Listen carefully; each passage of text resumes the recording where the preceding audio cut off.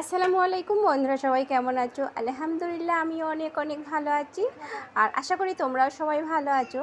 তো তোমরা যারা আমার কিছুদিন হলো হোয়াটসঅ্যাপে মেসেজ করছো, দিদিভাই কেমন আছো না আছো, কিছুদিন হলো তুমি ভিডিও দিচ্ছ না, তো আমরা খুব চিন্তার মধ্যে আছি।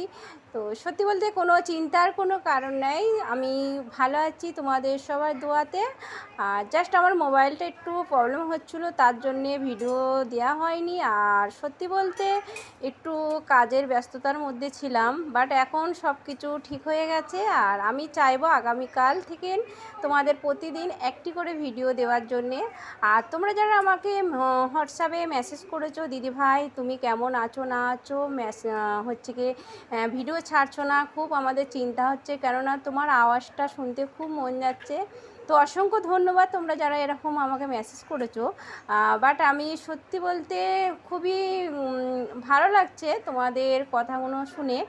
যাই বা হোক, আজকের রেসিপিটা তোমাদের দেখানো যাক। এখানে আমি ভেন্ডি আর আলু ভেজেছি, আর এখানে একটা ডিম ভেজেছি। আর এই মাত্র রান্না হলো, জানো তো, প্রচুর গরম। এখানে মিষ্টি কুমড়ো দিয়ে, মাছ দিয়ে আর আলু দিয়ে রান্না করেছি। তো মনে হচ্ছে ভালোই হবে রান্নাটা। আর তোমরাও অবশ্যই আমাকে কমেন্ট করো রান্নাটা কেমন হয়েছে। আর দেখো, তোমরা কিছুজন আমাকে বলেছিলে, দিদিভাই তোমার হাতে যেমনই ডিজাইন করো মেহেন্দির, তো তোমার হাতটা খুব ভালো লাগে। তো সত্যি বলতে এখানে কোনো ডিজাইন নেই, আমার মেয়ে দিয়ে দিয়েছে, পরিয়ে দিয়েছে, আর আমিও পরেছি।